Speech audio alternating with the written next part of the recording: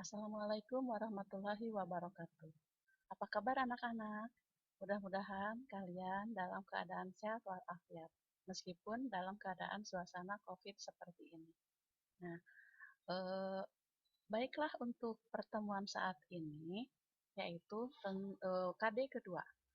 Untuk KD pertama, Ibu mohon maaf pada kalian semua karena belum bisa melaksanakan ulangan secara daring. Karena Ibu ingin ulangannya dalam keadaan tatap muka yang akan kita laksanakan insya Allah tidak akan lama lagi. Karena ulangan dalam keadaan tatap muka itu biasanya lebih objektif. Ya, baik. Nah, sekarang materi kedua, maaf, KD kedua yaitu tentang metabolisme sel. Seperti yang kalian ketahui, metabolisme tubuh sudah kalian pelajari di kelas 11 kalau materi tentang metabolisme tubuh, yaitu diantaranya adalah beberapa sistem tubuh, contohnya adalah sistem pencernaan makanan, sistem respirasi, sistem ekskresi, dan sebagainya, itu adalah disebut metabolisme tubuh. Sedangkan di kelas 12 ini akan kita bahas tentang metabolisme sel, berarti tingkat sel, ya. Nah, berarti tingkat sel tersebut yaitu dilakukan bukan oleh organ-organ, tetapi organel, yaitu bagian dari sel tadi. Nah, sebelum ke metabolisme tubuh tentunya dilakukan dulu melalui metabolisme sel. Ya, metabolisme sel yang akan kita bahas di sini yaitu sebelum ke pembahasan, kita lihat dulu kompetensi dasar pada metabolisme sel ini, yaitu kompetensi dasarnya yang pertama mendeskripsikan fungsi enzim dalam proses metabolisme. Yang kedua, mendeskripsikan proses metabolisme dan anabolisme karbohidrat.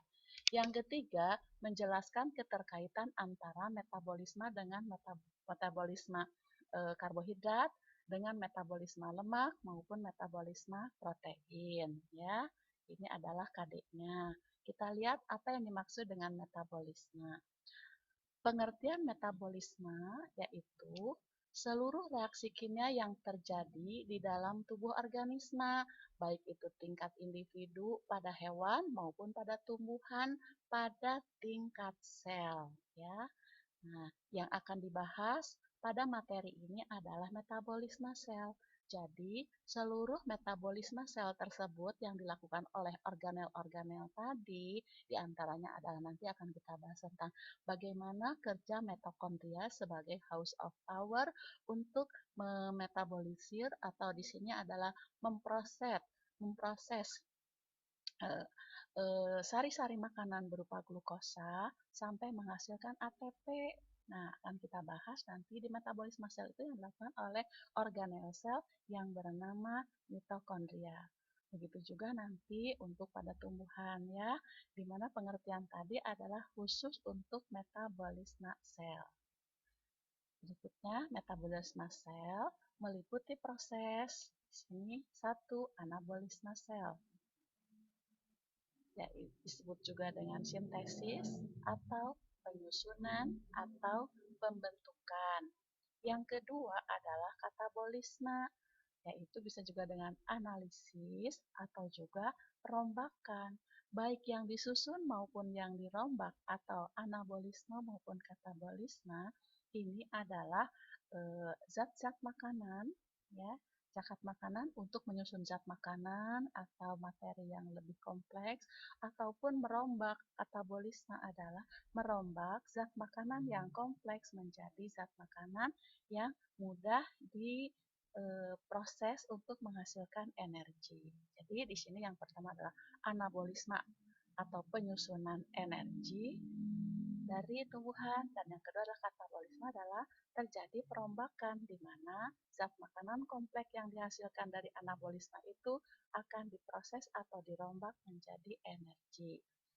Nah, kita lihat kedua reaksi yang sangat penting ini dalam tubuh makhluk hidup tidak lepas dari peran penting suatu senyawa kimia yang disebut dengan enzim. Nah, nanti akan ada pembahasan khusus tentang enzim yang akan kita laksanakan atau kita bahas di sini nanti setelah video ini, ya. Berikutnya, metabolisme meliputi dua proses. Yang pertama tadi adalah anabolisme atau sintesis atau penyusunan. Nah, di sini adalah penyusunan senyawa organik dari senyawa anorganik dengan membutuhkan energi. Yang kedua, penyusunan senyawa kompleks dari senyawa sederhana. Nah, namanya juga penyusunan ya, dari yang sederhana menjadi yang kompleks. Contohnya yaitu pada proses fotosintesis. Kalian sudah tahu tentang fotosintesis waktu di SD, di SMP. Nah, sekarang di SMA juga kita akan membahas tentang fotosintesis ini. Tetapi fotosintesis ini yaitu dalam proses secara tingkat selnya. Bagaimana fotosintesis itu dilakukan oleh bagian-bagian dari sel tadi. Nah, di mana dalam proses anabolisme tadi adalah di sini membutuhkan energi. Energinya yaitu berasal dari energi sinar matahari. Nah, yaitu kita lihat senyawa sederhananya ini, lihat ini adalah CO2, 6 CO2. C-nya ini kan 1, ditambah H2O. Nah, di sini ini adalah senyawa yang sederhananya, yaitu C-nya 1. Nah, di sini dalam proses fotosintesis, senyawa ini disebut dengan senyawa anorganik. Kedua macam ini. Nah, senyawanya sederhana. Dengan bantuan energi sinar matahari akan dirubah menjadi C6, H12O6 atau glukosa. Ini yang disebut dengan zat makanan tadi ditambah oksigen. Nah, kita lihat mana yang disusun tadi, yaitu penyusunan dari senyawa yang molekul sederhana yaitu C-nya 1 menjadi C-nya 6. Berarti ini menjadi molekul kompleks. Dari molekul sederhana atau senyawa sederhana di sini menjadi senyawa yang kompleks. Ini O2 seperti yang kalian ketahui bahwa fotosintesis pasti menghasilkan O2 itu. Nanti akan kita bahas di sini yaitu bagaimana peran CO2 tersebut. Nah, peran CO2 tersebut di sini di proses mana dari C1 sampai menjadi C6. Nah, nanti ada tahapan-tahapan tertentu. Nah, begitu juga untuk air ya. Untuk air di sini nanti kita lihat bagaimana air tersebut ini melakukan proses fotosintesis, ada yang disebut dengan reaksi terang. Nah, reaksi terang karena membutuhkan sinar matahari ini yang diproses adalah H2O, sedangkan di reaksi gelap yang diproses adalah CO2 ya. Nanti akan kita lihat bagaimana C1 sampai menjadi C6. Baik. Nah, jangan lupa lagi bahwa sinar matahari juga di sini dibantu oleh adanya klorofil. Klorofil itu apa? Peranannya sebagai apa? Akan kita bahas klorofil mana yang paling efektif untuk menghasilkan senyawa tadi, atau di mana klorofil itu di reaksi terang itu akan menghasilkan oksigen. Yaitu untuk anabolisme ini dilakukan oleh makhluk hidup berupa tumbuhan ya. Nah, berikutnya di sini yang tumbuhan tersebut selain tumbuhan hijau, ya tumbuhan hijau, juga ada Euglena viridis. Sebetulnya Euglena viridis ini adalah protozoa, tetapi protozoa yang mengandung klorofil sehingga dia bisa melakukan fotosintesis. Begitu juga bakteri hijau yang mengandung klorofil tadi, maka bakteri ini bisa melakukan anabolisme. Bakteri purpurin juga bisa ya. Di sini itu adalah fotosintesis. Berikutnya, kalau makhluk hidup yang tidak melakukan fotosintesis, tetapi di sini dengan menggunakan energinya berupa energi kimia. Nah, di sini sintesis kan pembentukan, yang dibentuk di sini adalah bentuk senyawa kompleks, yaitu dengan bantuan energinya berupa senyawa kimia atau reaksi kimia tertentu. Kalau yang di atas kan ini adalah foto, ya foto itu adalah sinar sebagai sumber energinya. Kalau kemosintesis ini adalah ini senyawa kimia sebagai sumber energinya. Itu adalah anabolisme.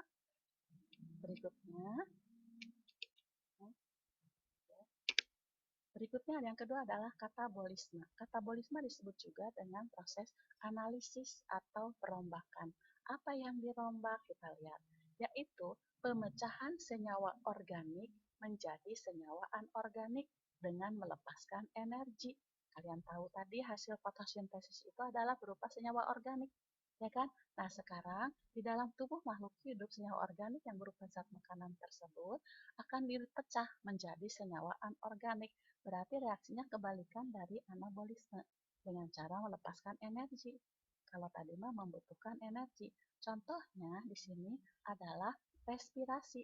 Nah, respirasinya di sini adalah respirasi sel, bukan seperti respirasi yang kalian ketahui sebelumnya, yaitu di kelas 11. Kalau di kelas 11 itu adalah proses apa namanya di sini masuk ke inspirasi, masuknya gas dan mengeluarkan ekspirasi gas. Hanya itu saja. Sekarang kita lihat bahwa apa tujuan respirasi tersebut? Ternyata tujuan respirasi tersebut adalah memecah senyawa organik yang disebut dengan glukosa ini dengan bantuan oksigen akan menghasilkan senyawa anorganik seperti ini. Lihat, di sini senyawa kompleks menjadi senyawa sederhana. Yang kompleksnya di sini adalah C6, sekarang yang sederhananya adalah C-nya 1. Nah, sambil melepaskan energi dalam bentuk kalori tadi atau dalam bentuk paket energi yang namanya ATP.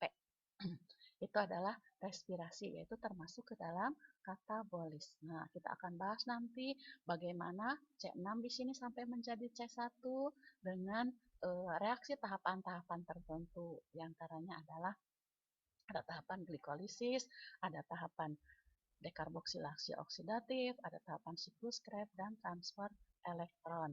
Nah, di sini kalori tadi dihasilkan. Nah, respirasi ini bisa dilakukan juga oleh makhluk yang lainnya yang lebih sederhana, yaitu dengan cara fermentasi. Di mana fermentasi tersebut, glukosa tadi diproses, di sini senyawanya, kalau yang respirasi sampai menjadi C1, tetapi fermentasi masih C2. Karena di sini menghasilkan CO2. Nah, sorry. Di sini C2, di sini C1 ya. Jadi di sini kalau dua molekul berarti tetap menjadi C6. Ini adalah fermentasi.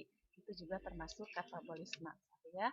Nah, jadi yang akan kita bahas tadi yaitu apa namanya? Sorry, katabolisme dan anabolisme.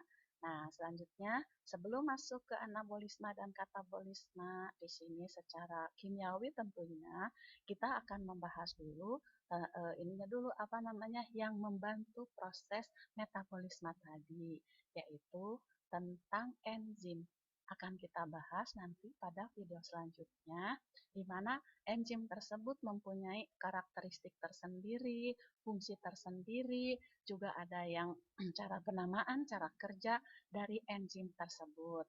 Nanti kalau enzim sudah kalian kuasai, berarti enzim tersebut itu bagaimana peran enzim dalam proses anabolisme maupun katabolisme.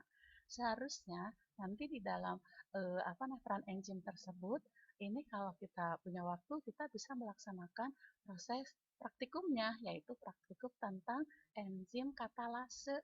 Nah, itu. Tapi di sini karena lihat situasi dulu ya, kalau kita nanti ada tatap muka, kita bisa praktikum di laboratorium, bisa kita melaksanakan praktikum enzim katalase sehingga kita bisa melihat dari praktikum enzim katalase tersebut bagaimana ciri-ciri dari enzim katalase, yaitu dengan menggunakan hati ayam ya. Nah, di mana enzim tersebut terdapat di dalam hati. Nah, juga nanti di dalam enzim tersebut akan kita bahas tentang cara-cara penamaan. Ya, cara-cara penamaan. Kenapa enzim di sini selalu menggunakan ase-ase ya? Nah, itu. Jadi substrat atau bahan yang akan diproses itu ditambah dengan itu kalimat atau kata ase tadi salah satu diantaranya karena penamaan enzim tersebut selain ditambah dengan belakangnya nama ase juga berdasarkan reaksi kimiawi yang dilaksanakan atau maaf yang dilaluinya yaitu reaksi kimia tertentu. Baik, itulah sekelumit tentang materi yang akan kita bahas pada KD2 ini tentang metabolisme sel. Mudah-mudahan kalian dapat mengikutinya dengan baik ya. Itu saja mungkin yang bisa Ibu berikan atau yang bisa sampaikan saat ini. Wabillahi taufiq wal hidayah. Wassalamualaikum warahmatullahi wabarakatuh.